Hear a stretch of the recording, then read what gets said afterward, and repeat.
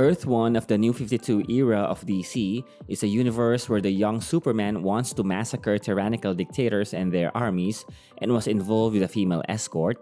Wonder Woman is punished by the Amazons for being stubborn, becomes a celebrity, and falls in love with the bad guy. The young Batman's father, Thomas Wayne, is running for mayor against the Penguin before Bruce Wayne became a reckless, ignorant vigilante. The Teen Titans are byproducts of Starfire, and the Green Lanterns were hunted into extinction. Earth 1 is the reality where the major DC heroes have only just started their careers toward fighting for truth, justice, freedom, and vengeance, but they are placed in the contemporary 21st century setting. Starting up, they incur a lot of failures and mistakes before forming their moral values and before becoming superheroes. Welcome to DCNES, and today let's see how our favorite characters grew from zero to hero in Earth 1. Before the creation of the New 52 Multiverse, during the 2008 Trinity series, a trio of villains, Morgan Le Fay, Enigma, and Despero, tried to obtain godlike powers using Krona. One of the side effects of this was to push Superman, Batman, and Wonder Woman out of the universe and into a new universe with a young Earth. Here, Superman, Wonder Woman, and Batman became gods, usurping the power of a group of extant deities and built a home on a world of aliens who resembled the ancient Malthusians. They ruled wisely until they were called back to fight the trio of villains who have become very powerful. The Trinity won, and in the aftermath, Krona was caught and found himself shackled in this new Earth. Here, he was visited by the deities that the Trinity had taken the place of. They proceeded to use Krona's power to remake their universe to create the new Earth 1. Now incorporated to the New 52 Multiverse, this new Earth 1 illustrated the major DC heroes in a stage where they are constantly struggling with various personal dilemmas on whether to become a savior, a hero, or neither. Earth 1 is that proverbial unknown of the multiverse where Superman, Batman, Wonder Woman, and Green Lantern are not yet seasoned veterans. They're all inexperienced, raw, and prone to rookie mistakes, but they already have a tremendous drive to help those in need, which means they have the courage to emerge as the first heroes of this infant Earth. Being the first requires braving uncharted and often terrifying waters. The reality is that failure, not success, is the defining factor for those courageous enough to take the leap into the unknown. So, without further ado, let's meet the characters of DC's New 52 Earth 1. Of course, the first one is Kal-El, aka Superman. The Earth 1 origin of Superman had many similarities with the usual Superman story we know, but with a few distinct differences. Like most of Superman's origins, he was born on the planet Krypton with Lara Lorvan and Jor-El as his parents. Jor-El used their family's fortune to improve the lives of Kryptonians. He designed many of his great cities, formed the Science Council, and created scientific wonders. Realizing that Krypton was about to blow up, Jor-El and Lara created a ship to save their son. In their last moments, they sent Kal-El to planet Earth, where the yellow sun would give Kal-El extraordinary capabilities. Kal-El crash-landed in Kansas and was discovered by Jonathan and Martha Kent while hiking on the mountains of Kansas, who barely managed to escape the site before the military arrived and took custody of Kal-El's ship. On the way home, the baby Kal-El bent a metal bar with his own hands, and the Kents discovered that Kal-El was special. The Kents decided to use Martha's sister as a reason why they had to raise the boy, then named him Clark. Clark quickly developed abilities far different from any human beings. However, Clark constantly felt insecure on his place on the world, often wondering who or what he was, compounded by bullying from his classmates. When he was 7, Jonathan and Martha divulged to Clark that he came to Earth in a spaceship, revealing to him that he was an alien. Jonathan gave Clark a piece of metal from his ship. Jonathan sent a part of the ship to his friend in the army that made them find out that Clark was not from this planet. During that time, he rescued a cat whose family was eaten by coyotes. He loved this cat as they were both without a biological family. This cat loved looking at the moon very much, so when she died, Clark buried her on the moon. Later, Clark and Jonathan had a talk about becoming sexually intimate with someone. Jonathan insinuated that with Clark's strength, he might seriously hurt his sexual partner, uttering "Man of Steel, a woman of tissue paper." Even if Clark was always confused during his adolescent years, Jonathan and Martha had assured him that no matter what happens, he can decide what to do with his life, and they will always be proud of him. Martha then made a special costume for him from the indestructible blankets he was swaddled in inside his ship in case Clark wanted to divulge his gifts to the world. When Clark asked why there was no mask, Martha replied that people need to see his face so that they can see that there is no evil in his intentions, and that it is in his day-to-day identity that he will have to hide who he really is. When he questions the S-looking symbol on the front, his parents admit they each had a dissimilar idea as to the meaning. Martha thought it meant son, as Clark is a son of both Earth and the world of his birth, while Jonathan, having spoken with a cousin of his in advertising, and believing Clark needs an unsophisticated way of communicating who and what he is, it should stand for Superman. During Clark's teenage years, his dad passed away. Clark resolved to get a good job when he was an adult so he could provide money to his mother, although Martha told him that he must be careful in choosing what he wants to do. In high school and junior college, he systematically made an effort to get a C in every course because he did not want to stand out. He never joined any sports team or any club, band, or any group to make himself more unnoticeable. He even ostracized himself during the graduation dance. When Clark finished Smallville Junior College, he moved to Metropolis, taking with him a bag with his suit and his ship fragment. In Metropolis, Clark rented a room at Metropolis Hotel and went around the city to get a job. Clark tried out for the Metropolis Pro football team. Because he is much smaller than the other recruits, he suffered some form of derision and skepticism. However, as soon as he showed his abilities, the coach immediately offered him to sign a contract. Clark then had a similar experience at a major scientific research company, at a financial services institution, a construction company, and with the Metropolis Major League Baseball team. He soon realized that he can easily succeed on all of these. Calling his mother at night, Martha reiterated that what she really wants, and Jonathan wanted too, is to have Clark expose his abilities to the world and make it his mission to help people, yet emphasized that it is Clark's decision to make. Clark then went to the Daily Planet and met Perry White, Lois Lane, and James Olsen. Perry said he has no opening right now, but they do have a high turnover rate. Nonetheless, Clark needed to prove himself, and the starting pay will be very low.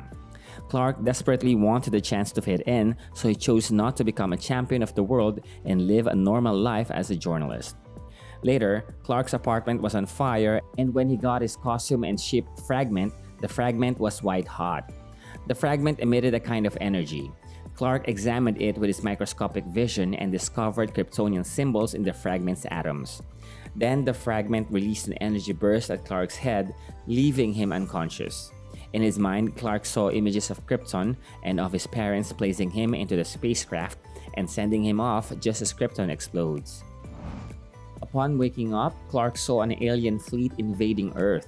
The invasion commander, Tyrell, explained that he is prepared to kill millions of people from Earth in his quest to find one specific individual.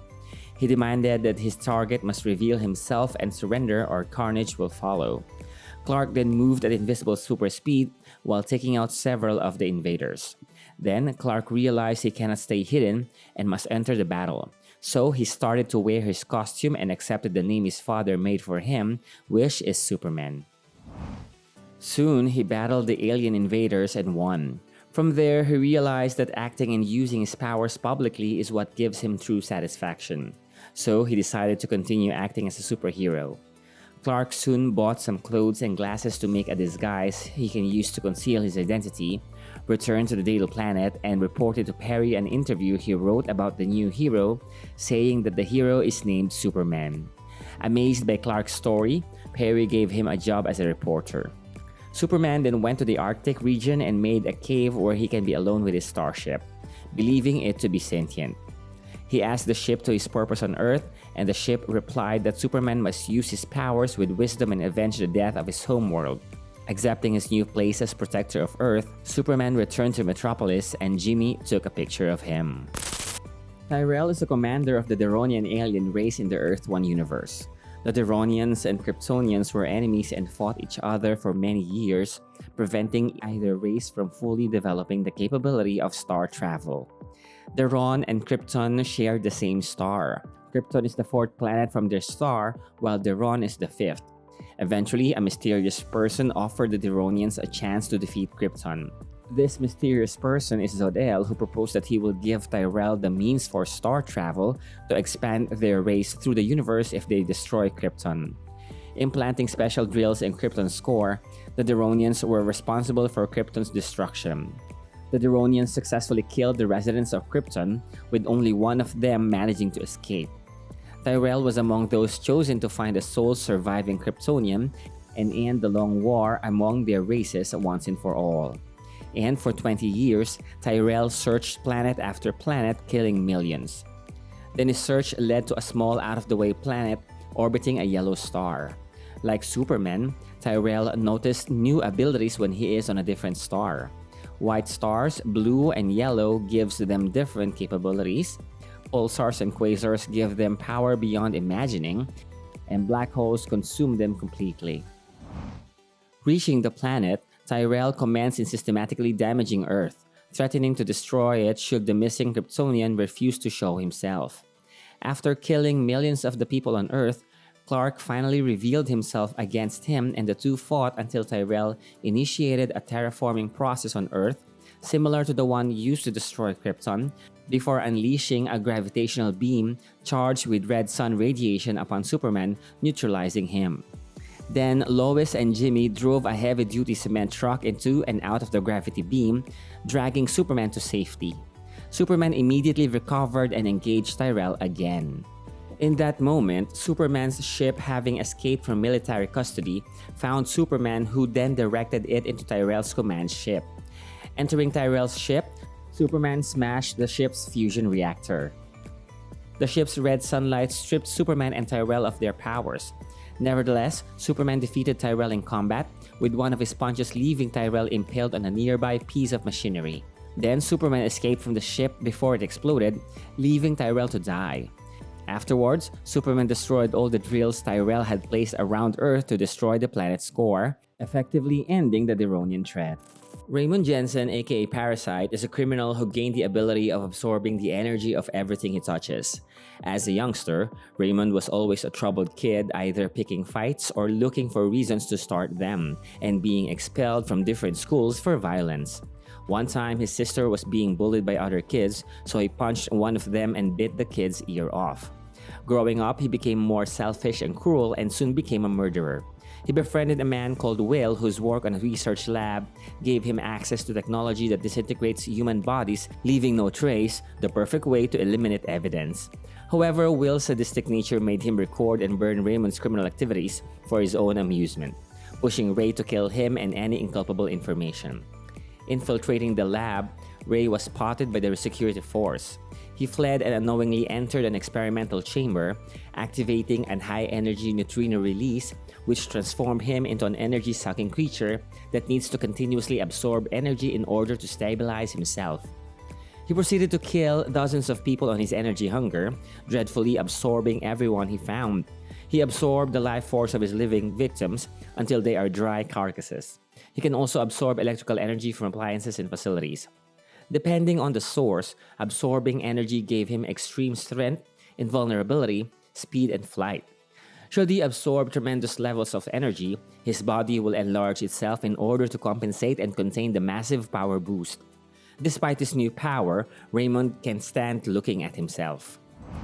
In Metropolis, Parasite absorbed an entire block's electricity when he was tackled by Superman, inadvertently feeding the parasite to the point of becoming near powerless. Superman became weak and Parasite gained the upper hand. Superman decided to retreat and went to the Arctic, where his ship has constructed a large structure under a glacier. He asked the ship if there is a way to protect himself from his new enemy, and the ship theorized that it could build a protection warsuit for Superman, but it would take time. Parasite then continued for a bigger rampage. The Air Force tried to stop him but failed. Recognizing that Superman can give him excessive power, he went to the Daily Planet looking for the ones who know Superman to call out to him.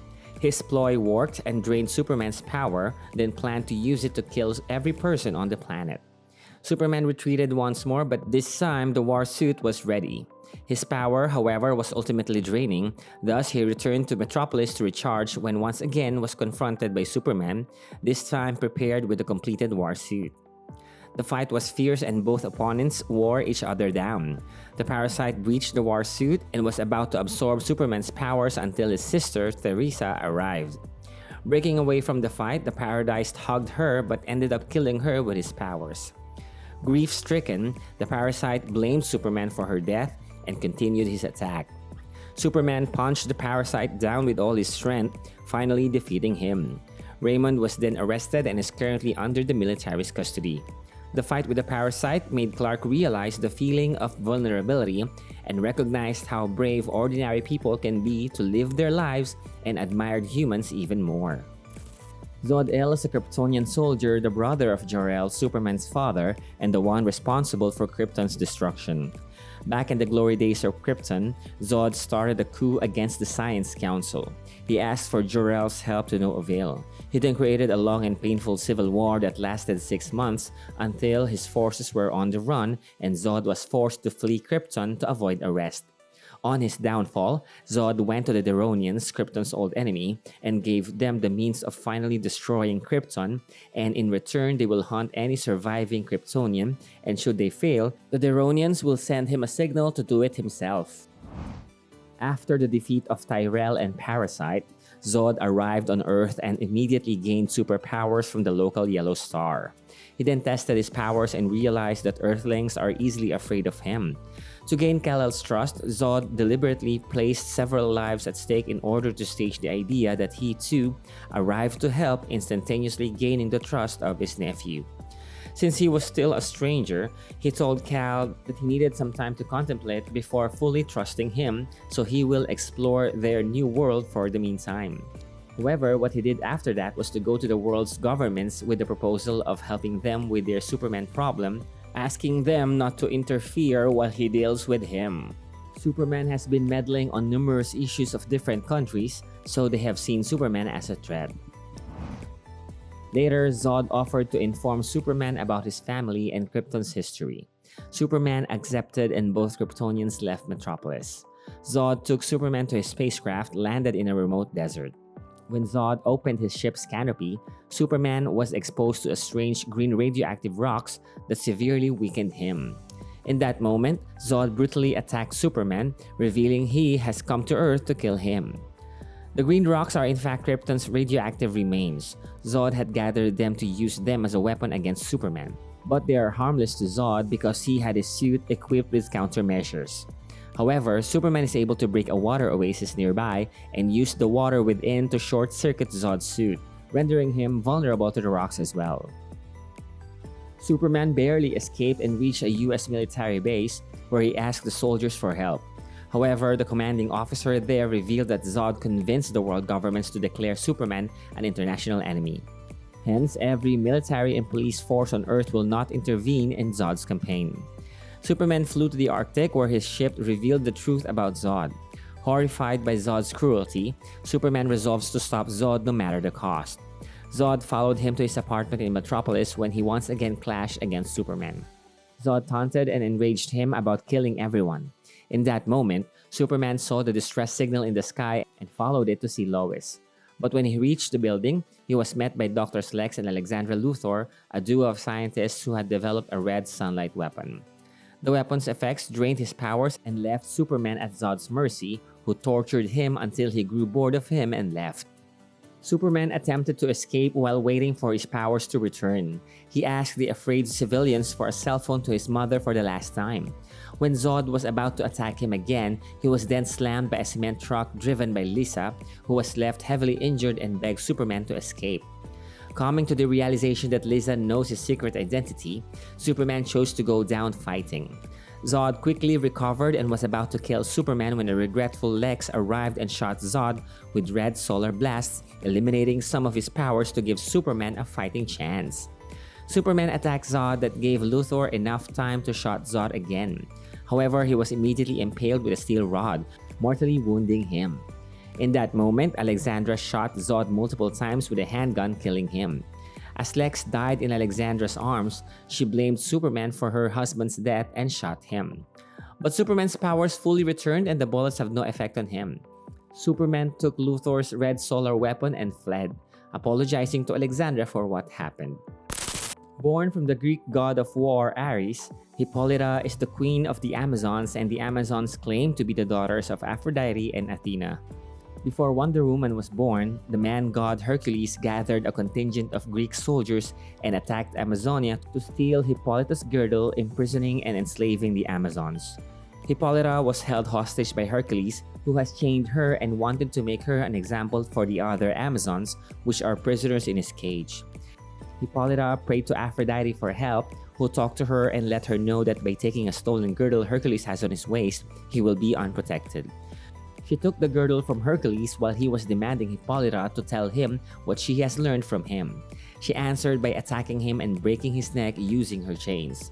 Hippolyta freed the Amazons and led them to battle against the arriving Greek army. She commanded the Amazons to cast off the yoke of men. After the battle, Hippolyta requested for Aphrodite to help the Amazons retire from the world of men and prosper in peace. And so they found Paradise Island. The head of Hercules' Nemean lion skin was kept as a trophy of the Amazons, being used annually during the games of the Festival of Diana as an eternal reminder of the cruelty of men. Still yearning for vengeance against men because of her father and Hercules, Hippolyta combined a seed of Hercules with one of her own eggs, giving birth to a daughter, Diana. Her reason for this was to deprive Hercules' line of sons only daughters. She had also planned to raise her daughter as a weapon to wage war against all men on the planet. But as time went on, she came to love Diana as a daughter, grasping her loving nature and forgetting her plan. To keep her true origins a secret, she eventually created a cover story that Hippolyta had sculpted Diana from clay and brought her to life.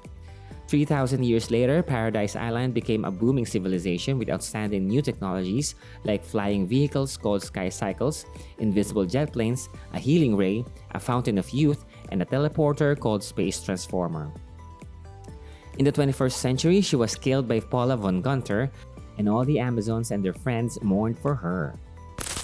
Diana of Amazonia, aka Wonder Woman, is the princess of Paradise Island and eventually the eternal queen of the Amazons and daughter of Queen Hippolyta and the man-god Hercules. Her bracelets of submission are made of Amazonium, the strongest metal ever known. When she was 15, her sister Amazons gifted this to her at Aphrodite's altar. This Wonder Woman has a mental radio and an invisible jet called the Swan Plane. Their home is called Amazonia and the lasso of truth is called Truth's lasso. She also has a pet kangaroo that she calls Jumpa. On the eve of the Huntress Moon and the festival of Diana, goddess of the hunt, Princess Diana brought an injured deer named Dindra to Althea's workshop. Althea allowed Diana to use the ray projector to heal the deer as Diana knew the ray better than anyone else. After the deer is healed, Althea asked Diana if she will participate in the games. Diana said her mother disallowed her to compete due to her royal strength and endurance being an unfair advantage over the other women of Amazonia. Hippolyta was watching the magic sphere that was delivering news about the 9/11 attack happening in man's world when Diana entered and asked about the foreign language on the screen, but Hippolyta just said that man's world is in continuous conflict. Hippolyta claims that masculinity is a sad, broken aberration of nature. Diana was interested in how the magic sphere works, but Hippolyta said it is more of a curse as a blessing, as sometimes they can know too much. Hippolyta diverted her attention into telling Diana that she came from clay modeled from a dream she had. Because she was from clay, Diana thought of herself as a mere dirt, thinking it's alive. She then complained about her not participating in the games. Later, the games began, and as the Amazons were competing and celebrating, Diana appeared to them wearing Hercules' lion headdress, challenging them to follow her and disappeared into the forest. The Amazons followed Diana, but they cannot find her.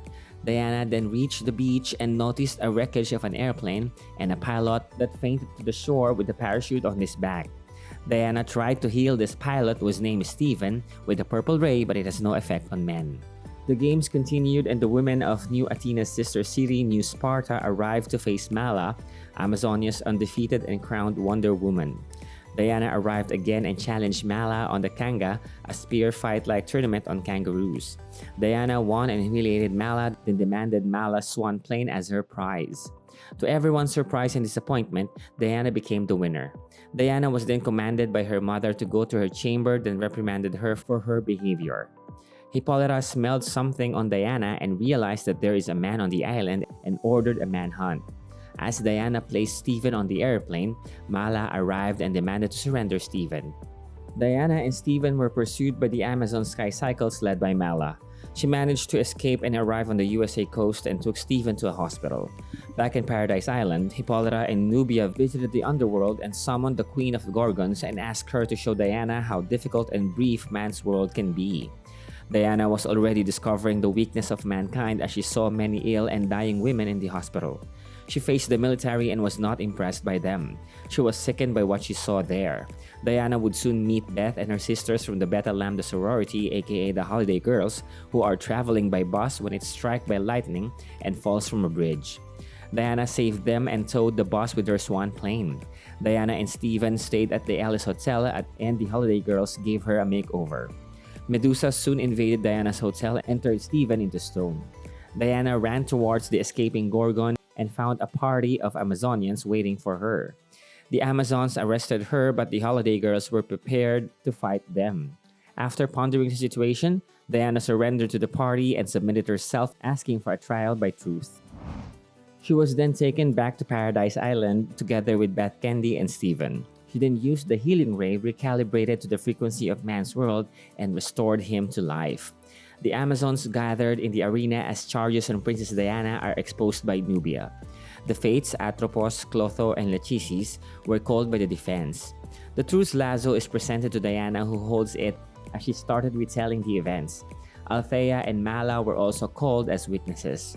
While holding the lasso of truth, Hippolyta disclosed to Diana that Hercules was her real father. Diana's native Amazon vigor combined with the blood of Hercules made her unbeatable and also proud, rebellious, restless. Hercules' blood called her to man's world and to battle. Ashamed for hiding the truth, Hippolyta wished to abandon the title of queen. However, Nubia persuaded her not to abdicate the throne, saying that this decision was not for her to make, putting the crown back on her head. Hippolyta and Diana made their peace again, and the queen allowed Wonder Woman to return to man's world as the representative of the Amazons. In man's world, Wonder Woman became famous, similar to a celebrity. She became a spokesperson for women empowerment and Amazon training, fought many criminals, saved various residents from accidents, defeated terrorists, and even influenced politicians. However, she is still unable to influence millions of women, thus constantly doubting herself. She was also warned by Hippolyta that Diana will age in man's world as she is far from the fountain of youth. Meanwhile, she continued her friendship with Stephen. She was soon manipulated by Zeko into declaring war against men, and her mother was killed by Paula Von Gunther. When she realized that Ares was behind this, she rallied the Amazons to prepare for war while she was being crowned as the new Eternal Queen of the Amazons. Then she, Troia, and Mala went to Sparta to convince Artemis and her tribe to join forces with her against Ares. However, Artemis challenged her to a duel before joining her. Of course, Diana won and they all convinced the other creatures of the island to fight with them. The robots arrived on the island and they decimated them without doubt. Diana made an effortless win against the machines. Maxwell Lord then revealed himself to be the war god Ares, then revived and recontrolled the robots, then launched a second and more powerful version of the robots. The Amazon battled it and Ares was defeated. While holding her mother's heart, Diana soon broadcasted a message to man's world inviting all the women to Amazonia to be liberated from the cruelty of men. She asked all men to renounce violence and fears and join the Amazons in a better world. She went to the underworld where she encountered the spirits of her mother and Hercules, both stuck in endless loops, repeating the same events over and over again, due to the underworld not having the bandwidth to store all their memories. She did not succeed, but she still proceeded in elevating the Amazon island and evolved mankind into the age of Athena and Aphrodite. Hippolyta was then reincarnated through Diana sculpting a clay infant which she brought to life, essentially being reborn by her own daughter using the same method she claimed when she created Diana. Stephen Trevor is a US Air Force pilot and the romantic interest to Wonder Woman. He had a mission to the Bermuda Triangle to investigate reports of a so-called ghost signal because of reports of World War II German SS intelligence that talked about a mystery island. He encountered a meteorological anomaly that crash-landed and discovered the island of Amazonia. After the acquittal of Diana for saving Steve Trevor and going to Man's World, Stephen Trevor had an intimate relationship with Wonder Woman. He was then involved by General Darnell to act in secret against Maxwell Lord's plans, who was appointed as the most likely man to start World War III. Steve also researched Leon Zyko, Dr. Zyko, when he learned that Darnell sent Diana to rescue him in Syria for the interests of the US Army. He became suspicious of Zyko and tried to warn Diana about the danger that Zyko represents, although his arguments were not well received by her when Diana was already enchanted by Zyko. During the fight between Paula Von Gunther versus the Amazons in Washington, D.C., Steve was flying a swan plane alongside other Amazon vehicles, so he was considered a traitor to the nation and immediately arrested. Trevor had been kept incarcerated in the United States disciplinary barracks. He received a visit from General Darnell on the very day when, under the new administration with Max Lord pulling the president's strings, they changed the law so that it would be legal to execute Stephen for treason. The general secretly handed him an adaptive chameleon contact lens that imitated Darnell's retinal scan, and with that, Stephen managed to get out of jail. Landing on the Amazon island with the invisible jet, Stephen warned Diana and the Amazons about the Project Ares, whose first wave of automata had just been demolished by them. But Stephen informed them of a second wave, an Ares Mark II. When Diana tried to bring her mother Hippolyta back to life, she went to the realm of Hades in the underworld. However, this feat was killing her, so Stephen sacrificed his life to bring her back to life. Diana then ordered the Amazons to take Stephen Trevor to the Fountain of Youth, which was forbidden for a man, but Diana forbade that, as it was time for things to change. 1,000 years in the future, Stephen became the head of the Love Police. Baroness Paula Von Gunther, aka Uberfräulein, is a superhuman asset of the Nazi Party who disappeared in August 1942 during a raid against the island of Amazonia. Paula is strong and has enhanced physiology due to a Nazi experimentation. During World War II, a group of Nazis led by Paula Von Gunther arrived to claim the island of the Amazons and steal Hippolyta's girdle for the Third Reich. The Nazi soldiers used their guns, but the Amazons easily deflected the bullets using their bracelets. Paula made her second attack with a U-boat, but Mala's invisible plane electrocuted them. Paula and the Nazis thought that the Amazons are unarmed, but they underestimated their technology. After their defeat, the male Nazis were transported to Aphrodite's world, where Queen Desira and her butterfly-winged Venus girls will purge them of their need for conflict and learn to embrace peace and obedience. Paula then attacked Hippolyta and successfully stole the girdle. The Amazons attacked her, but she quickly threw all of them away. However, Hippolyta is still a smarter and experienced fighter than her and subdued her by turning every muscle against her. Seeing potential in Paula, Hippolyta made her stay on the island and was made to wear the Venus girdle to remove her wickedness and trained as an Amazon. Upon wearing the Venus girdle, she immediately realized her sins and asked for forgiveness. Paula was then sent to the Improvement Island. Fast forward to the 21st century, now known as the Baroness of the Black Sun, Paula's Nazi brainwashing was reactivated by a signal from Hippolyta's mental radio with Diana. All her Nazi principles came back, she activated the magic mirror, and stole Hippolyta's girdle once more. With the girdle, she used her fist to kill Hippolyta with one huge blow. Paula then went to Diana's location and showed her her mother's heart. Wonder Woman and Paula Von Gunther fought hard, but Paula remained invulnerable because of the girdle. So, Wonder Woman tied her with Truth's lasso to reveal Paula's true feelings and remove Nazi's programming. Then the Amazons arrived and took Paula back to the island to be chained to the Venus girdle again and converted back into the Amazon principles. Although she did not have the acceptance of the Amazons, especially that of Nubia, Paula fought to defend Paradise Island, throwing a huge stone on the last robot sent by Max Lord. With that, Diana acknowledged that her healing time was over, taking the Venus girdle from her waist and freed her. 1,000 years in the future, Paula Von Gunther became one of the members of the Council of Presidents in the Worldwide Republic of Harmonia on Gaia. Dr. Leon Zayko, aka Dr. Psycho, was a theater director whose skills in the field of hypnosis and neurolinguistics were required by the US Army. He was working with the US government to find the location of Paradise Island by finding the location of the missing Paula Von Gunther. He was hired to hypnotize and trap Wonder Woman.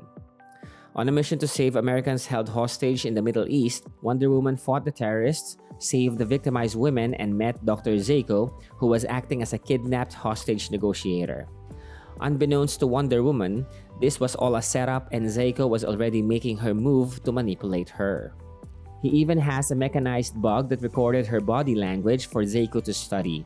Soon, Zayko was successful in making Wonder Woman fall in love with him. He even made her believe that Trevor and General Darnell were using him to spy on her. This gave Diana an emotional breakdown. On their next meeting, he successfully manipulated Diana into giving him the lasso to be used against her. Since the lasso can make the holder control the one held by it, Zayko commanded Diana into a catatonic state so his hypnotism can work further. With this, he made her attack Trevor and announced to the world that the Amazons will attack man's world. When Wonder Woman realized what she has done, the Holiday Girls took care of Zayko. Zayko was then taken by the Amazons and sent to Aphrodite's Violet Strand to become a slave for the women. Troia is the second child of Hippolyta. She was sculpted from clay upon her altar to be Diana's playmate. Unlike Diana, Troia was not born with discipline but had to learn it. She became a dissident, made a witch, and squandered her youth among the wild girls of New Sparta's forest state, where her fame was greater than that of Princess Diana. During the games of the Festival of Diana, goddess of the hunt, Troia came with her other sister Amazons from the city of New Sparta to face Mala. Before Mala, only Troia and Artemis won the games millennia ago. Later, Queen Hippolyta sent Mala, Nubia, Troia, and Artemis and the Gorgon Medusa to the United States of America in search for Princess Diana. 1,000 years in the future, in the 31st century, Troia became one of the members of the Council of Presidents in the Worldwide Republic of Harmonia. Maxwell Lord is a rich, expert entrepreneur who provides his services to the US Army in areas such as robotics, tactical analysis, and psychology. However, he is secretly Ares, the Olympian god of war. Now he has returned for vengeance, stoking global war between the sexes from the United States, having influence over the American army and government. He used General Darnell, superior of Stephen Trevor, to control the US Army. He used Dr. Psycho to manipulate Wonder Woman. As Max Lord, he was the main alerter against alleged plans of an Amazonian invasion and domination of the men of the world by women. He is also the mind behind the Project Ares, or Armed Response Environment Suite, a project that would create an army of powerful robots. When Zayko manipulated Wonder Woman into instigating war, and after he reactivated Paula Von Gunther into becoming a Nazi agent once more, he also found the location of Paradise Island because of Hippolyta's mirror. He had Stephen Trevor incarcerated and rounded up the Holiday Girls. Maxwell Lord took advantage of that so-called act of war and, pulling the president's strings, was authorized to attack the Amazon island with the Ares automata. The Ares robots started to attack Paradise Island but were fiercely fought by the Amazons. When Artemis realized that the robots were empty, they immediately stopped hesitating in destroying the robots. He sent a bigger, more powerful machine of war while remotely controlling it. The Amazons fought it bravely, and Wonder Woman used her lasso to control the remote signal and bound Ares into the robot that when he instructed it to self-destruct, the command also killed Maxwell Lord. 16 years before the start of the Earth 1 stories, a spaceship crashed on Earth. A group investigated the accident and found an alien couple with an infant. With the father already dead and the mother on the verge of dying, the group took the baby away. Years after, in the Rama Navajo Reservation in New Mexico, a young girl named Raven wakes up from visions of the spaceship crashing. She does not believe her dreams mean anything, but her grandfather disagrees, telling her that it is time for her to go out to the world. In Monument, Oregon, 4 children start their first day of high school. Tyra Markov, a troubled child with an alcoholic mother, Garfield Gar Logan, a smart boy worried about skipping 2 grades and has 2 fathers, Victor Vic Stone, a boy whose mother, Eleanor Stone, has high expectations for him, is also the lover of Tara. And Joseph Joey Wilson, an extremely gifted boy who finds high school boring. Soon, these teenagers would find out that they have superpowers. Vic discovers a liquid metal trying to cover his body. Tara has geokinesis, and Gar's skin turns green and becomes cat-like in appearance after coming in contact with his pet cat. The moment their new capabilities were completely apparent, they all say Starfire need help at the same time. Back in New Mexico, Raven's grandfather takes her to a secret location. Along the way, she tells him that she has been dreaming with the 4 children. A female being also appears in her dreams. They arrive at a cave where Raven's grandfather has been recording his own visions, which tell him that Raven will be the one who saves the teens. Then, the children's parents came together in secret, seeming to know something that the kids do not. Eleanor tells them to contain the situation, but everybody is having doubts. Stephen, Gar's father, even threatens to call the police, prompting Eleanor to kill him. Slade Wilson, Joey's father, a former assassin called Deathstroke, tries to back out, but Eleanor threatens to tell Joey about his shady past if he does not cooperate. She knows someone has been triggering the children's abilities and plans on stopping it. At the beach, the children divulge that they've been seeing visions and have been searching for familiar spots. They come to accept that their parents are involved somehow. Joey tells the rest that he has not received any powers. Slade appears in uniform as Deathstroke, engaging the children in a fight. Surprised by his appearance, the children attack Slade, but Slade was very much prepared and subdued them. He tells them the people they call their parents are not really related to them. Somewhere else, the other parents are revealed to be part of Star Labs. They keep the alien baby, now all grown up, captive.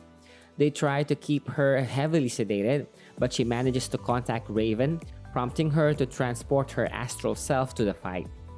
The apparition strikes Deathstroke in the right eye and ends the battle before returning home. Eleanor's higher-ups threaten to kill the alien if she cannot control her in an hour. Even though she tells them that Starfire is too important to terminate, she is told that Blackfire project is still ongoing. The children were able to find the Star Labs facility underneath a lighthouse and began to hear Starfire's voice. Within a room with the name Titan's Project on its door, they find incubators specifically made for them and a sea creature-like boy surrounded by turtles in a tank. They also spotted Eleanor surrounded by men dressed like Deathstroke. Eleanor tried to reason with the children while the men subdue anyone who tried to use their abilities. She told them that their abilities came from grafted DNA from Starfire and the ship that brought her to Earth. After Gar discovered his father is dead, he lashed out at Eleanor and a fight ensued. Joey, calling himself Jericho, sided with Eleanor and used his body jumping capabilities. Deathstroke tried to intervene and the struggle ended with Jericho's throat accidentally slit by his father. As a means of saving his life, Jericho jumped into his father's body. Just as when Cyborg has started to hurt his mother, the children found Starfire and released her from her cell. Enraged for being imprisoned for 16 years, Starfire kills Eleanor and leaves, telling them that they're not who she's looking for. Distraught, Vic, Gar, and Tara worry about their futures. Rita suggests that they head to Utah where another facility called Blackfire and the head of the entire project, a man named Calder, is located. Sarah apologized to Tara and Tara realized what happened to her dad. Rita also suggested that they should bring the sea creature boy named Tempest. Gar brought his adoptive father and the children left Star Labs. 4 days after the incident, Raven appears worried about not having dreams of the group. She enters a cave and finds Starfire asking for help. Tara, Vic, Gar, and Tempest hide out in an abandoned house in Seattle, eluding the police and stealing food and medicine to survive while Vic's metallic condition worsens.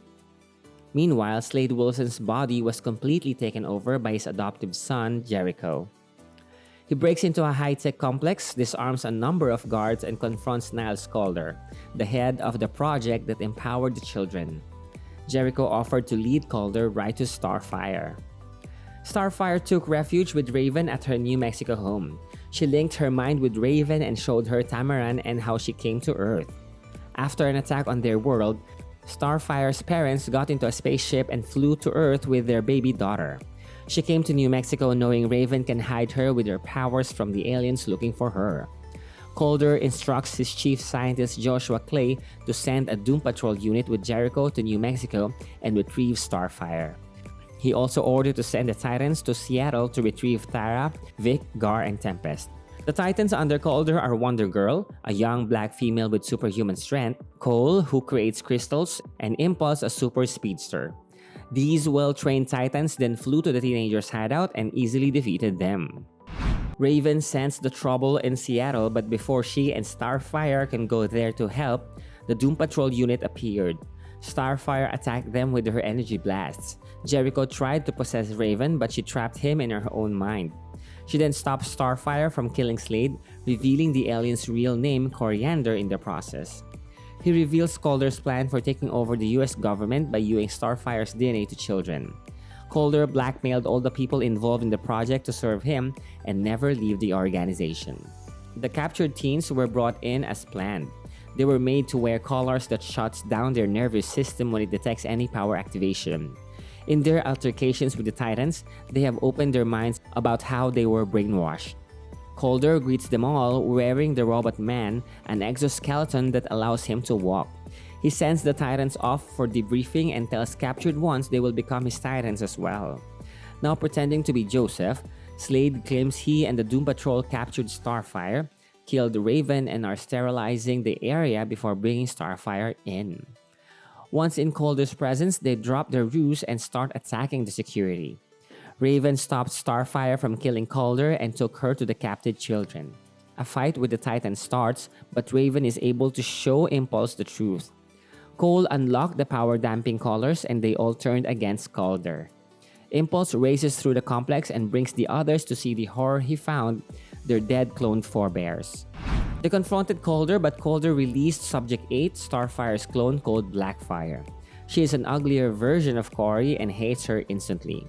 As they fight, Tara finds and frees Vic, who had fallen into a metallic coma.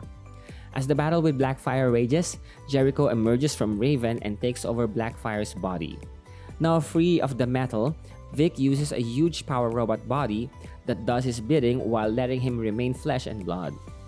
They fought Jericho off as a group until he chooses to flee. Raven teleports the others away before the police arrive. Jericho, now Blackfire, took Calder and fled for parts unknown. The group flees to New Mexico where they make a home for themselves. Gar and Cole started a relationship, Vic calls his robot body as Rover, and Wally loves having the freedom to run in New Mexico. Raven and Starfire looked online and discovered that Calder is still missing. In the not-so-distant future, ex-pilot turned space miner Hal Jordan, aka Green Lantern from Earth, worked for Ferris Galactic and was part of a crew mining at the asteroid belt. He used to work for NASA to develop an orbiting platform called Arrowhead that was originally made for launching deep space exploration missions, but only to be weaponized into a defense platform. Jordan trusted the wrong people who used the Arrowhead to cause a massacre to grab power and turn nations such as the United States to fall under authoritarian regimes. He was unable to prevent it, forcing him to run away. Now a miner, he was disappointed to learn that a rival company have beaten them on striking a bigger deposit and were informed by their employer Carol Ferris to come home, and they were not getting their bonuses. However, Jordan refused to return to Earth and continued to dig until he inadvertently found an alien spaceship buried within this asteroid.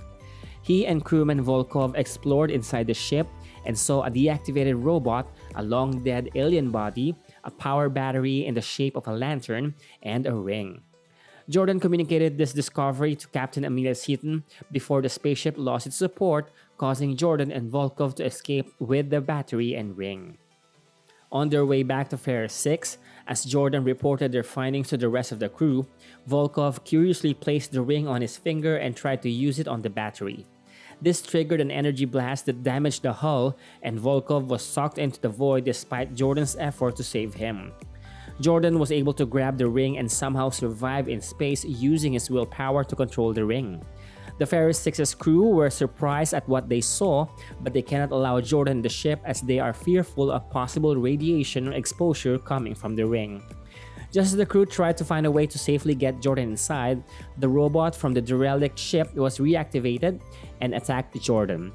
After the robot slammed Jordan into an asteroid, Jordan used all of his energy from the ring to destroy it, but it pushed him further into the outer space. Jordan later regained consciousness on a medical bed on an alien planet and met his rescuer Kilowog. Jordan learned from Kilowog that he is on the planet Bolivax Vic and was mistaken to be a Green Lantern, in which Kilowog is much eager to become one, as Kilowog also possessed a ring passed down from his family and expected Jordan to train him. Jordan clarified with Kilowog of how he found the ring and his ordeal with the robot, where its remains was also in Kilowog's possession. Kilowog was left very surprised on how he managed to destroy the robot, identified as a Manhunter. Kilowog then explained that the ring and power battery belonged to the Green Lantern Corps, an organization of peacekeepers based on the world of Oa, until they were all hunted and mostly eliminated by the Manhunters. It is undiscovered where the Manhunters originated, but many stories say it was the Oans who created them. The Manhunters have controlled most of the galaxy and has neutralized the central battery, making the rings no longer powerful as they once did. The Manhunters have little interest in Bolivax Vic, as the planet is isolated and its inhabitants strictly forbids anyone from leaving, and no aliens are permitted on the planet, which is why Kilowog had to keep Jordan hidden. Kilowog and Jordan worked together in learning how to use their rings, from flying to making energy blasts. Unfortunately, a Bolivax home guard caught their training, so the home guard's commander censured them for using the rings. As the home guard are about to detain Jordan, Manhunters arrive, detecting the damaged Manhunter. The inexperienced Green Lanterns tried to fight back, but the Manhunters were proven to be too powerful. Jordan and Kilowog fled and went to the planet Penelo, where Jordan found a statue of a Green Lantern, Penelops. They would then resolve in finding any remaining lantern to fight the Manhunters. They traveled from planet to planet, risking their depleting power rings, until they found a single lead to Graxus 4, where they met the hostile Green Lantern Aricia Rab and her people. Despite their explanation, Aricia refused to help them and saw them to be very naive. They soon traveled to Moeb Gira and met Vika Trana, whose late partner was a Green Lantern. Vika revealed the shocking truth that the Guardians of the Universe, creators of the Green Lantern Corps, were also responsible for creating the Manhunters to destroy the Green Lanterns, under the belief that they have bestowed too much power on so many beings that could bring chaos to the galaxy. While drinking at a space station, Jordan was taken by the Manhunter along with many others to become slaves for the Manhunters. Throughout his ordeal, Jordan witnessed the horrible conditions enforced by the Manhunters. One day, Jordan discovered his ring recharging through unknown means. He tried to keep the recharged ring hidden until an alien accosted him, causing Jordan to accidentally blast him with his ring. The Manhunters were alerted and Jordan hid with another slave, who revealed that the planet they are on is Oa. Jordan theorized that a battery is somewhere inside the Manhunter's containment dome and can use it to recharge his ring to free the slaves. His fellow escapees said it is foolish but soon stole Jordan's ring. The slave was blasted by the Manhunters and Jordan quickly grabbed the ring and found the central power battery. He used his ring to connect with the battery and contacted the Guardian. The Guardian explained to Jordan that he is the sole survivor of the Oan Council, who had escaped into another dimension and was responsible for creating the battery, the core, and the Manhunters. He admitted that the robots were meant to keep the Green Lanterns in check should they have gone rogue, and had safeguards to prevent them from replicating or replacing themselves, not without help from their creators. When the Manhunters murdered the Guardians, they depend on slaves to repair them. The Guardian instructed Jordan to destroy the containment dome, allowing the battery's energy to flow free and fully charging the rings throughout the galaxy and contacting the other lanterns and bringing them to Oa.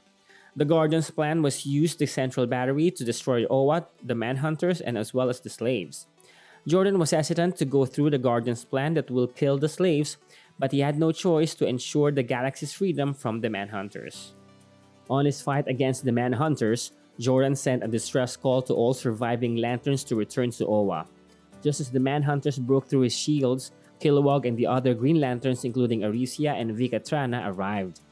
The lanterns broke the dome and fully restored the central battery. Fortunately, one of the lanterns, a physicist, proposed to use their rings to control the central battery's power to wipe out every Manhunter on the surface without destroying Oa or killing the slaves. They then successfully destroyed all the Manhunters on Oa. The Lanterns evacuated the slaves to a moon orbiting the planet Paragua. The Lanterns then agreed to work together to liberate the galaxy from the Manhunters and elected Arisia as the core leader. Kilowog and Jordan returned to Bolavax Vic and fought the Manhunters. Meanwhile, the Guardian is displeased with the events on Oa. He wanted the uncontrolled blast from the central battery to destroy both Manhunters and Lanterns, thereby removing his problems and laying a clear path for his return to the galaxy. The Guardian shrugs off his displeasure, deeming this as a minor setback that he will eventually deal with as he has prepared an army of Yellow Lanterns. Jordan returned to the solar system, picking up the battery on the way and giving Volkov a burial before heading to Earth. He made a surprise meeting with Captain Amy Seaton and revealed himself as a Green Lantern. 3 years after, humanity is brought into the intergalactic community after the Green Lantern Corps saved the planet from invasion by the Manhunters.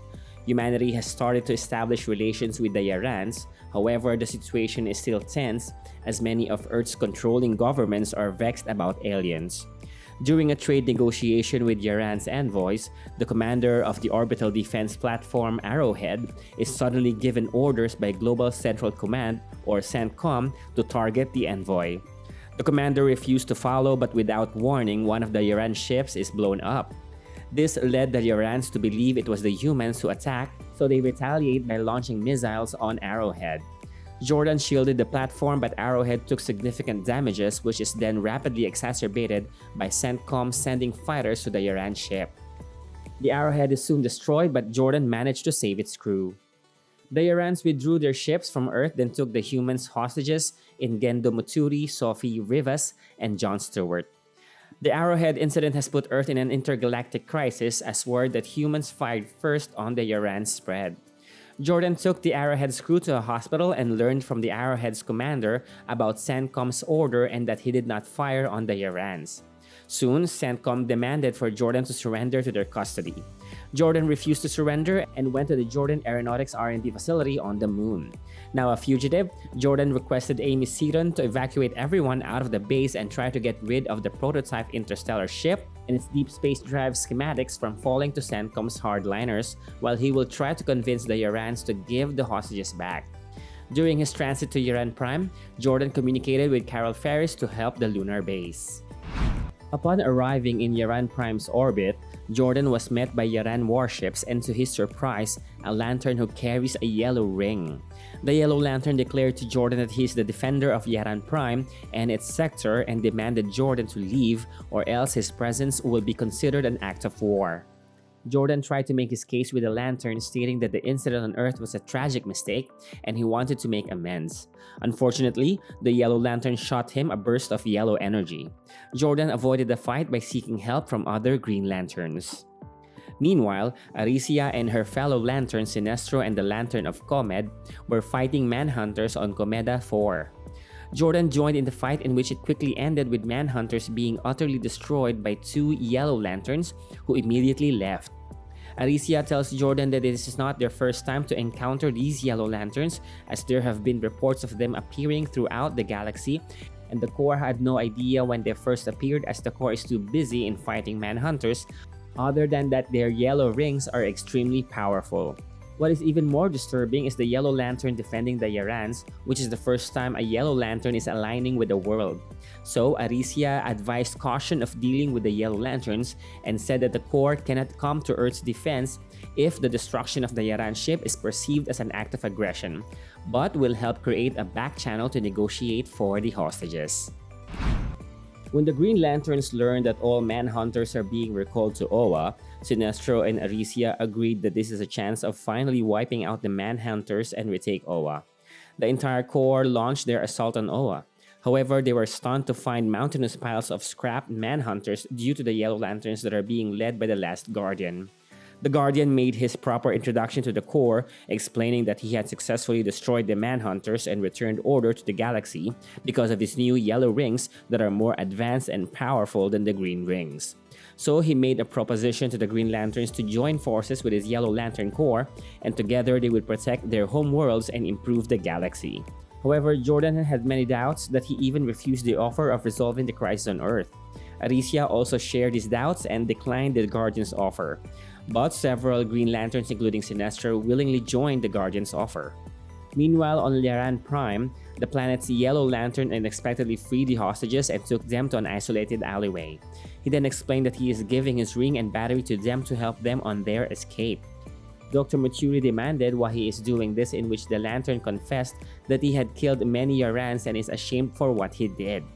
He revealed that the Yellow Lanterns came from Quark from another dimension, and they were once oppressed until the Guardian came to free them and gave them yellow rings to defeat their oppressors. In return, the Guardians owed a debt to the Guardian and joined in his war. After finishing his tale, the Guardian made his leave to find some way to repent. Back on Earth's moon, Seaton and along with a crew flies off the prototype starship into deep space just as CENTCOM have invaded the base and are left drifting in an unknown part of space. Jordan was then informed about the hostages' escape, while the Guardian broadcasted a galaxy-wide announcement concerning the situation on Earth, claiming that humans did attack the Yaran envoys and deeming them a threat to the galaxy by showing footages of the Jordan aeronautics starship, alleging humanity will one day use faster-than-light ships to spread their intolerant ways across the galaxy. The Guardian dispatched his Yellow Lanterns, including Sinestro, to contain Earth and worked with the Global Central Command and promising that his new Corps will deliver on the failed promises of the Green Lantern Corps. During his flight back to Earth, Jordan was contacted by Aricia, who relayed Carol's message that it was Yaran Prime's Yellow Lantern who destroyed the envoys. It is then made clear that the Guardian had conspired with CENTCOM to cause the attack. It is part of the Guardian's plan to create chaos on smaller planets defended by the Green Lanterns, like Earth. Yellow Lanterns soon attacked many Green Lanterns on their respective worlds. Graxos 4 was also attacked and Jordan lost contact with Aricia. The Guardian also severed Green Lantern's connection to the central battery by teleporting it to a quartz dimension. The Green Lanterns were depowered and being easily killed off by the Yellow Lanterns. Jordan was left drifting in space and resorted to create a feedback loop with his battery to energize his ring, at the cost of sending his battery into a nearby star. He eventually saw the former Yaran hostages thanks to his distress call. Jordan then realized that stopping the Guardian is the only way to prevent the galaxy from falling to his tyranny. Using the yellow ring, they found Seaton and the others on the starship. Mituri was able to contact the Yaran ambassador and obtain their support. Stewart, who wields the yellow ring, scouted Oa and found the Guardian's location, which then Seaton will overload the starship's engine and eject it on the Guardian. But the plan goes awry as Stewart was soon attacked by Yellow Lanterns and the starship nearly collided with the Guardian's ship. The Guardian teleported Jordan to his ship inside a room containing an interdimensional rift. The Guardian told Jordan that he was responsible for how everything went wrong for the Manhunters after creating them and in turn led to his banishment to the Guardian dimension. Now everything from the Yellow Lanterns, the war on the GLC, and his tyrannical control of the planets are just part of his grand plan to rewrite reality in his image of supposed peace. He showed to Jordan that the rift he sees before him is a window to the multiverse, containing countless worlds and universes, and all of them are plagued by pain and horror. Acting on the lessons of a previous Owen known as Krona, who had first attempted to touch time to discover the universe's origins, and subsequently shattering it. The Guardian is confident that he can recreate that experiment and shape the universe through his expertise and Jordan's moral compass.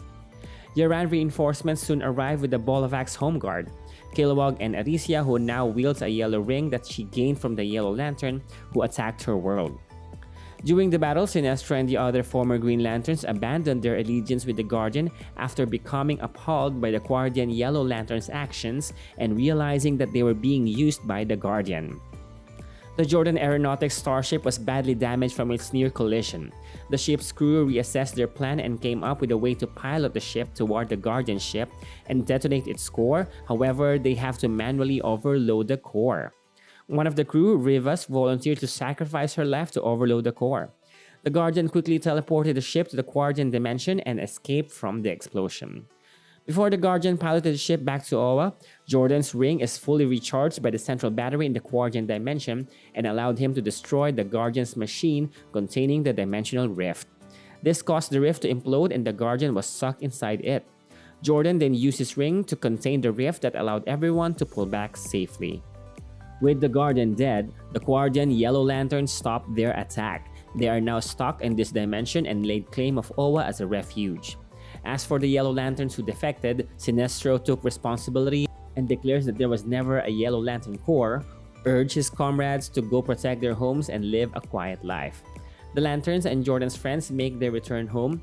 Muturi plans on staying with the Lyrans as a sort of ambassador in exile for Earth to bring peace between Lyrans and humanity. On Earth, Jon Stewart set up an appointment with Carol Ferris, offering to continue Ferris' galactic work as Jordan had asked him to. But Carol isn't so sure about interstellar travel being a priority given to the current situation on Earth. 3 years later on the planet Quard, a Quardian city is under attack. A Quardian ran to a building with a central battery nearby, crying out for the Guardians' help. Coming out of the building in a green streak of light is a very much alive Harold Jordan, while insisting that people stop calling him Guardian.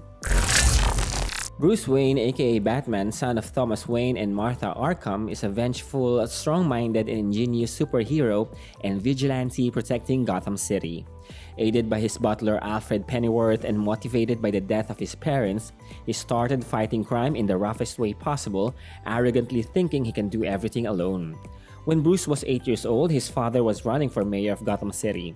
They were receiving death threats, so Thomas called his friend Alfred Pennyworth to become the head of security at Wayne Manor.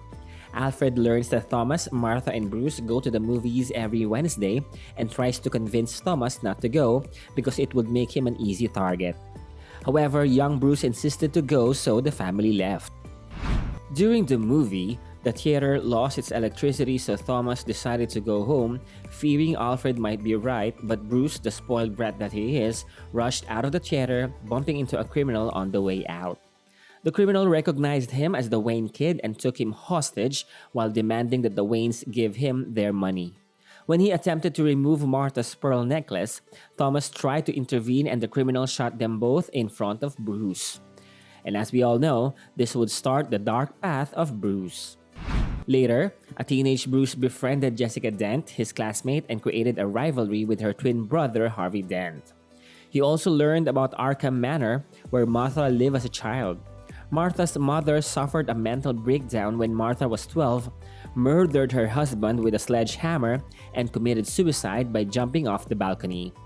Because of this, Arkham Manor, which was built like a maze, is believed to be cursed, causing all members of the Arkham bloodline to become insane. One night, Bruce decided to enter his parents' mausoleum and is attacked by hundreds of bats, an experience that frightened him. After seeing a statue of a Japanese samurai wearing a bat-like mask after the bat attack, Bruce had an inspiration. Bruce convinced Alfred to train him in various forms of hand-to-hand combat and acrobatics. Then, Bruce found the death threats his father received when he was alive, so he taught himself how to investigate, which led him to believe that Mayor Oswald Cobblepot had his parents assassinated. Years later, Bruce's investigation leads him to Jacob Weaver, a police detective who was the first to the crime scene at the Wayne's murder and left the police to work at the mayor's office 3 weeks later. Bruce also found a picture of Weaver using a golden lighter that Bruce had given to Thomas for Christmas. With his inspiration from the mausoleum, Bruce dons a bat-themed costume to disguise himself and to frighten his parents' alleged killers. He attacked Weaver, but the grapple gun he designed malfunctioned, and Weaver escaped. Bruce then hired Lucius Fox, a 22-year-old intern at Wayne Medical, who agreed to repair his equipment in exchange for funding a project to develop artificial limbs for amputated people, which Fox wants to use to give a new arm to his 5-year-old niece. Meanwhile, Detective James Gordon of the Gotham City Police Department was investigating a string of disappearances in which the victims were teenage girls between 13 and 15. Gordon met his new partner, Harvey Bullock, an LAPD detective and star of a recently cancelled reality show called Hollywood Detectives, who has come to Gotham to solve the Wayne's murder in order to relieve his fading career. One day, Bullock spots a local drug dealer called Axe beating one of his clients and attempts to arrest him, but he is stopped by Gordon, who apologizes to Axe. Axe tells Gordon he will take Gordon's payment because of that, and Bullock is disappointed to learn that Gordon is corrupt. Gordon and Bullock were called to provide security to a benefit party organized by Mayor Cobblepot. Bruce attended the party to find Weaver.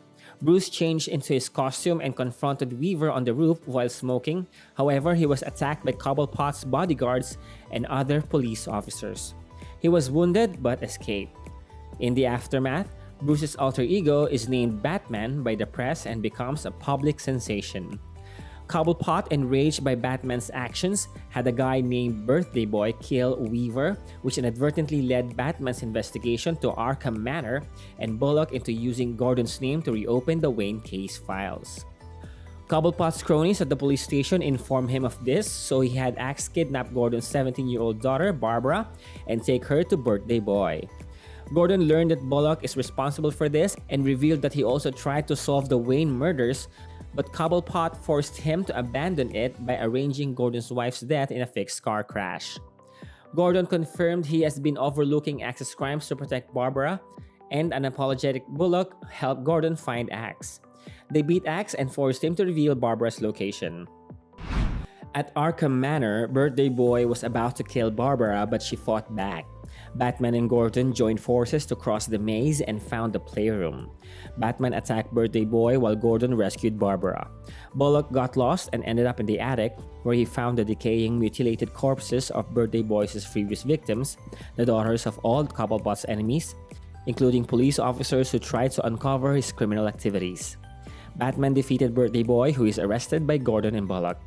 Batman went to Cobblepot, but Cobblepot stabbed Batman with a blade concealed in his umbrella and unmasked him. Cobblepot then revealed that he intended to have Weaver murder the Waynes that night, wherein Weaver was the one who caught the power of the movie theater, but they were accidentally killed by a mugger. Cobblepot was about to kill Bruce when Alfred appeared and shot Cobblepot, causing him to fall off a window to his death. Gordon and Bullock exposed Cobblepot's connection to Birthday Boy, and Birthday Boy is transferred to the Crane Institute of the Criminally Insane. Gordon arrested Axe, having decided he has had enough of allowing corruption rampant throughout the city, while Barbara idolizes Batman, begins studying martial arts and criminology and sketching potential Batgirl costumes. Bullock, on the other hand, was traumatized by what he saw at the attic and becomes an alcoholic. Fox, after seeing Batman use the grapple he repaired for Bruce on the news, deduced that the young billionaire is the vigilante and begins building a Bat-themed arsenal for him, hoping to become a part of the action. Jessica Dent replaces Cobblepot as the mayor, while Harvey is district attorney. After seeing the differences he made as Batman, and with Alfred's help, Bruce decides that he will become the hero the city believes him to be. Oswald Cobblepot is a corrupt businessman and mayor of Gotham City. When Bruce Wayne was young, his father, Dr. Thomas Wayne, was running for mayor, and Cobblepot was the main competition. Dr. Wayne wanted to change Gotham for the better, but Oswald refused to let another Wayne disgrace the Cobblepot legacy. When the Waynes went to the Monarch Theater on that fateful night, Oswald paid a corrupt cop named Jacob Weaver to cut the power to the cinema. Weaver had his men stationed at key points to kidnap the Waynes, but when they heard the gunfire, Weaver and his men fell back. Cobblepot was still pleased that Dr. Wayne ended up dead because things worked out better by having some unknown drifter, Joe Chill, do the Waynes in and no alibi required. Later, Cobblepot will have the daughters of his enemies kidnapped and sacrificed to Birthday Boy, but he was eventually killed by Alfred Pennyworth. Alfred Pennyworth is an old friend of the Wayne family. An experienced soldier, he became a mentor to young Bruce by posing as his butler. A member of the Royal Marines, Alfred met Thomas Wayne during a tour of duty in the Middle East, and the two became good friends.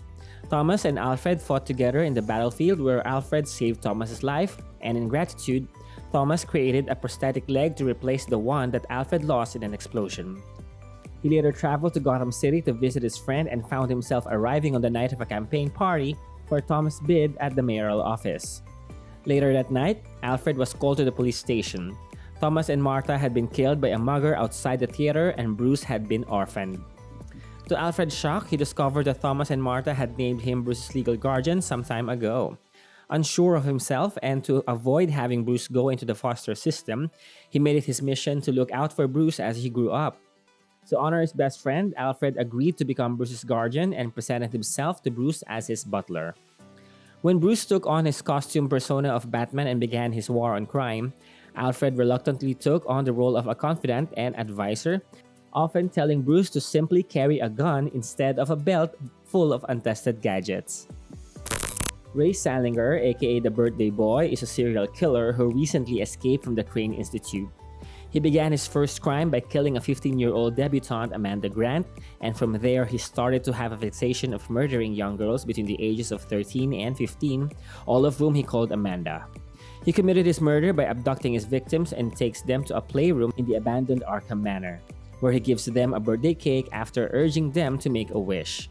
The birthday boy would then disembowel them with a butcher's knife and disposing their bodies in the manor's basement. He also worked under the employ of Gotham City's corrupt Mayor Oswald Cobblepot into doing his dirty works in exchange for more young girls, especially the daughters of all of Cobblepot's enemies, including police officers who tried to investigate his criminal activities. 6 months after the death of Cobblepot, a mysterious serial killer is murdering people in Gotham to get Batman's attention and calls himself the Riddler. Lucius Fox, head of Wayne Enterprises Research and Development, built Batman a custom-made race car after losing track of one of the drug dealers he fought during a car chase. Bullock remains traumatized over the travesties that occurred in Arkham Manor. Gordon tries to help Bullock to combat his alcoholism, since Gordon needs Bullock as an ally in order to combat crime in Gotham. Mayor Jessica Dent visited Bruce to ask help in finding the 5 remaining members of Cobblepot's criminal organization within. Despite Cobblepot's death, his criminal empire remains active because of these 5 members. The corrupt officials have taken over the city's police department, housing commission, public works, city council, and the state court. With her brother, Harvey Dent, Jessica is desperate to find the officials in order to destroy Cobblepot's legacy once and for all. Batman sought Detective Gordon's help to find the identities of these corrupt officials. After a bombing at the Museum of Art, Batman chased the Riddler who was challenging him. Batman thought he can catch him easily. However, he was hit at the back and fell from a balcony and met an attractive woman in her apartment who tended to his injuries. Intellectually challenged by Riddler, Batman asked Gordon to train him in forensics and deduction. As they track Riddler through the sewers, Batman encounters Waylon Jones, a benign but mutated man whom the media dubbed Killer Croc. With Waylon's help, Batman discovered the Riddler's hideout. However, Batman fails to stop him from bombing a rapid transit train. Using discovered clues, Batman deduces that these killings were not random. They were actually targeted. Batman left Gordon an encrypted cell phone for the detective to contact him. Jessica revealed to Bruce that she knows he is Batman. With new information from Gordon, Bruce discovered that the Riddler is targeting the people who Jessica and her brother are trying to find. Bruce is later accused of being the Riddler after the real Riddler framed him in an attempt to divert Gordon's investigation, but Jessica provided Bruce an alibi. During a riot at the police prison caused by the Riddler, Harvey Dent was disfigured and wounded by Cobblepot's former henchman Sal Maroni. Jessica, in her grief, scars the right side of her face to match her brother's. Finally, Batman was able to catch on the Riddler's plan during the riot he created at the police station. After chasing the Riddler and with Waylon Jones' help, Batman subdued the killer. After he is cleared of all charges, Bruce generously writes a check to help the city's police department rebuild their prison. Bullock began to recover from his alcoholism, and Gordon was promoted to captain. Harvey Dent died, and Jessica started to show signs of dual personality. Waylon Jones, aka Killer Croc, was born with an extreme case of ichthyosis, which caused his skin to thicken, crack, and flake off in a pattern similar to reptilian scale. Because of his genetic deformity, his mother sold him to Haley's Circus. During his time in the sideshow, the circus owner had him file his teeth to razor-sharp points and billed him as the Reptile Boy. Waylon soon escaped from the circus when it was passing through Gotham City, but he could not function in normal society as the public were terrified by his deformity and viewed him as a monster. Shunned and hurt by society, Waylon lived in the sewers. Despite seeking isolation from the surface, Waylon became the topic of multiple sightings, which caused the media to later dub him the Killer Croc. Waylon encountered and briefly fought the Batman for trespassing in the sewers. Luckily, an agreement was formed between him and Batman, who was looking for the Riddler. Waylon had known about the Riddler having established his hideout in the sewers and helped guide Batman to the hideout. Batman offered Waylon medical treatment for his ichthyosis, but Waylon declined as he had sworn to never return to the surface. However, Waylon witnessed the Riddler commit a bombing on a rapid transit train and was stricken with guilt, given that he could have prevented the needless deaths by stopping Riddler early on. He helped Batman in capturing the Riddler but was wounded in the process. In gratitude, Batman offered Wayland a place at Wayne Manor, even if Alfred was mortified by the idea. Wayland presented Bruce an abandoned subway station which would become Bruce's base of operations. He would later help Bruce during his battle against Adrian Arkham and is shown alongside Bruce's team of outsiders. Selina Kyle is a sexy siren/burglar who encountered Batman. After Batman was knocked unconscious by the Riddler and fell onto a balcony, Selina Kyle took him into the apartment and treated his wounds. As soon as he wakes up, Batman apologizes for crashing in. He flirts with her and pays up for any damage he caused. Since it was a broken vase, he tells her he'll send the flowers. He kept his word, but turns out not only she didn't live there, the place was robbed by her while the owner was gone. Selina was later seen in a homemade costume stealing from criminals and wealthy citizens alike. She infiltrated a weapons deal at the Harvey Dent homeless shelter, stealing the money on hand and destroying the weapons and the building with a grenade. Batman caught up with her on the roof and offered her to pay her to supply him with information on the influx of weapons into Gotham City. She agreed but raised the price. Batman later introduced her to Croc and Alfred and Bat-Dog, and she later participated in the war with Harvey Dent's gang, rescuing Batman from Harvey. And of course, she also had a sexual attraction with Batman. She was last seen in the Batcave with the rest of the outsiders. Adrian Arkham is Bruce Wayne's maternal grandfather he found in an abandoned psychiatric hospital in upstate Maine. Adrian reveals the history of their ancestors. As the Arkhams helped build the city, they were viciously attacked by bats, which they believe to be representatives of native spirits. He claims that these events bound a terrible curse to the Arkham bloodline. Adrian describes how his wife went mad over the loss of her son and tried to kill Martha. He claims to have sacrificed his life to save their daughter. He would soon light the Arkham Manor on fire and will attempt to kill Batman. Bruce learns that Adrian was actually an imposter capable of changing his appearance at a cellular level, with layers of fingerprints from 3 different men, Preston Payne, Matt Hagen, and Basil Carlo, found beneath his layers of shifting skin. Basically, this person is the version of Clayface in this Earth 1. Other personalities in Earth 1 are Queen Desira, ruler of Aphrodite's world, a world where the men were turned into obedient servants of the winged ladies. Ragman, Rory Regan, who decided to take matters into his own hands and fight back against Gotham's criminal underbelly and became a member of Batman's Outsiders. Arda Moore, governatrix of Harmonia. Lisa LaSalle, the friendly neighbor of Clark Kent, who is also a call girl and very attracted to Clark. Aside from his parents, Lisa is the first person to know Superman is Clark Kent. Artemis, leader of the Amazon tribe from Sparta. General Samsa, a leader of one of the countries who do not want Superman meddling on their affairs, and Superman wished to kill him and his soldiers. Robin, during a performance at Haley's Circus, a clown kills the circus prize Flying Grayson's act. This leaves the late Grayson couple's young son, Dick, an orphan, who is taken by Bruce to eventually become a member of Batman's crusade. And of course, we saw a cameo but suspenseful appearance of the killer of Robin's parents, the Joker. So what do you think of the modern age Earth 1 of DC as presented in New 52? Do you prefer the Silver Age Earth 1 or this Earth 1? Would you like a video about the Silver Age Earth 1? Would you be interested to a live-action TV series about this Earth 1? Let us know what you think and don't forget to like, share, give thanks, and subscribe.